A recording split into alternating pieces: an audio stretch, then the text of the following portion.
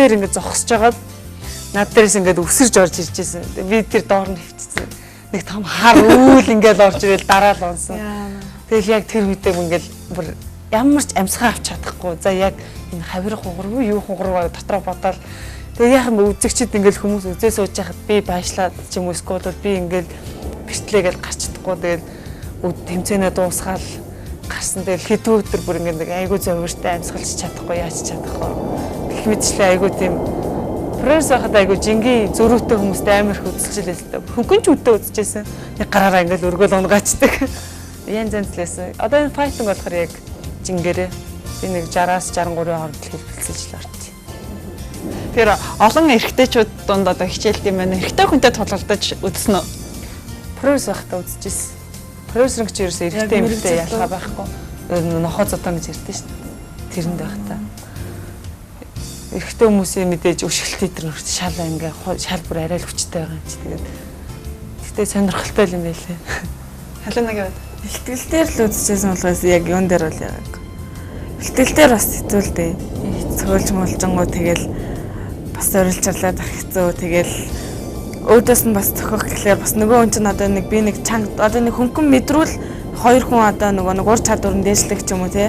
Бэлтгэл дээр бол яг нэг хөнгөн мэдрэж байгаа шүү дээ. Тэгээд хэрвээ би чанга цогч байгаа юм бол тэр хүн намайг эмгтэйгээд зөөлхөн цохно гэсэн юм байхгүй. Чанга цогчвол тэгэл зөрүүлэл чангарчдаг болохоор бас айгүй хэцүү байд юм.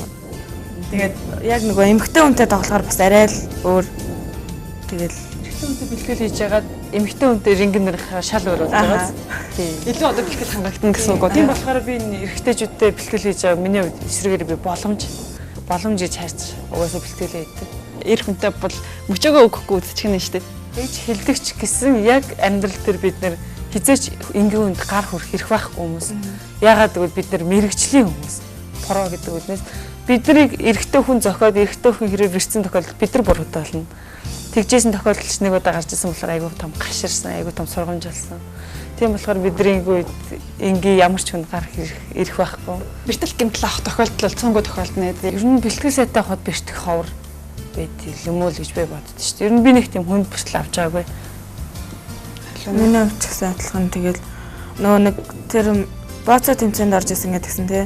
Тэр болохоор нөгөө нэг ямар ч хамгаалтгүй тэгээд нөгөө бэлээ нэмэх юм болохоор бэртэл гэмтэл авах амар юутай. Тэгээд нэг Таиланд тахта нэг хөлөө гэмтээжсэн. Шаа нөгөө нэг яг өсөглөнгүүд нь ингээд нөгөө хөл тавиад болоог тавина гэж ярьдаг тий.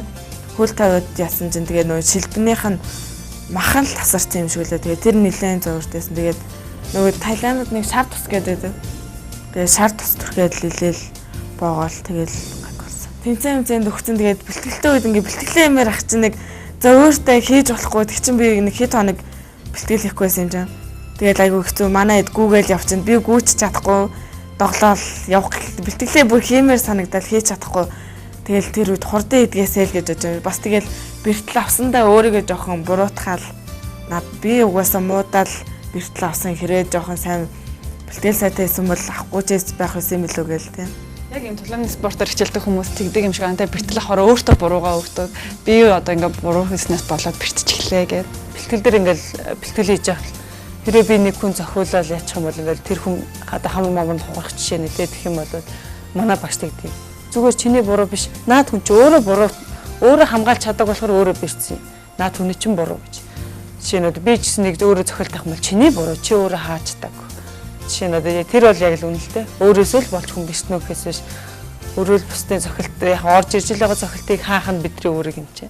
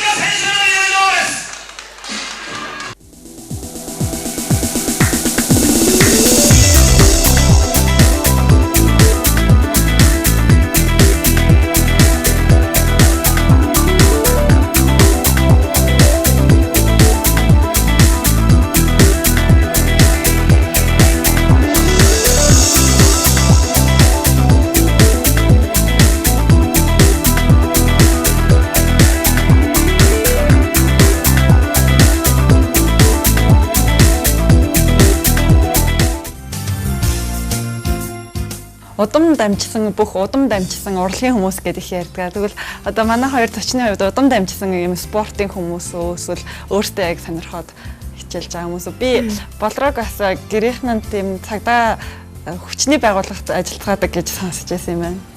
Тийм. Манай аав чи өөрөө цэргийн ангид ахлагч. Манай ах цагдаа. Би өөрөө хилийн цэрэг. Нэг л их цэрэг тэгсэн ирнэ спорт хичээлдэг хүмүүс байхгүй. Тэгэл гэрд нь ганцаархнаа спортоор хичээлдэг.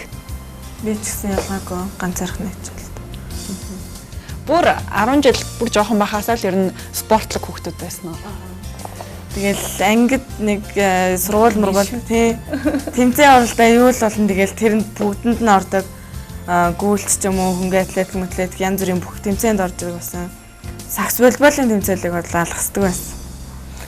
Яг л адилхан л ажилтай.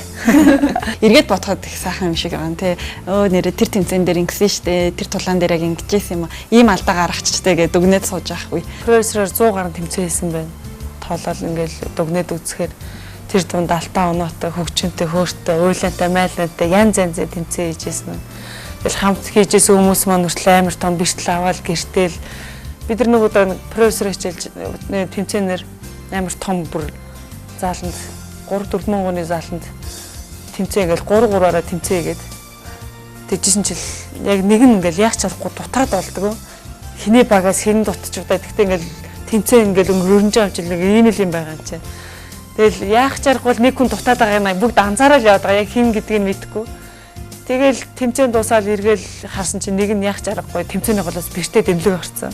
Тэрийг ч анзаарахгүй л тэмцээнээ хийжсэн. Янз янз юм байж лээ. Хамгийн анхны тулаан, хамгийн анхны тэмцээнүүдээ иргэнд орсуул. Профессороор хамгийн анх дөнгөж 2 сард Японд очил 5 сар дебюгээ анхны тулаанаа хийжсэн. 3 сарын дотор профессор чинь Монголд байхгүй спорт. Ямар ч тийм ойлголт байхгүй. Уналт техник мэдгүй. Тэгсээр нэг 3 сарын дотор тэр бүгдийг амжуулж таад орон сураад. Тэгтээ хэл мэдгүй ядж байхад дээр нь айгүй хэцүү байсан л да. Тэгсээр ирнэ тэгэл анхныхаа тэмцээнийг төрийн дуулаараа ингээл хшиглүүлэл гараал. Монголын анхны эмэгтэй тамирч анхны тулааны агч ингээл сонстгуулууд их ирсэн. Тэгэл манай Нараа агч хамгийн анхны тулааныг үзчихсэн дууч Нараа агч. Нараа агчийн дээлээ гоож өмсөл Нараа агч та балраад алаадаг гэж ойлоод Нараа агч тэр чимээ ингээд хэлжсэн тэр үг одоо бол миний чихэн сонсогдсон хамгийн тод байсан. Тэгэл амар сандраал бүр хөтлөө сандраал. Тэгэл рингэн дээр гараад жоох хэсэг 5 метрийн дараа сандрал гайгүй болоод нэг мэдсэн дууссан байсан.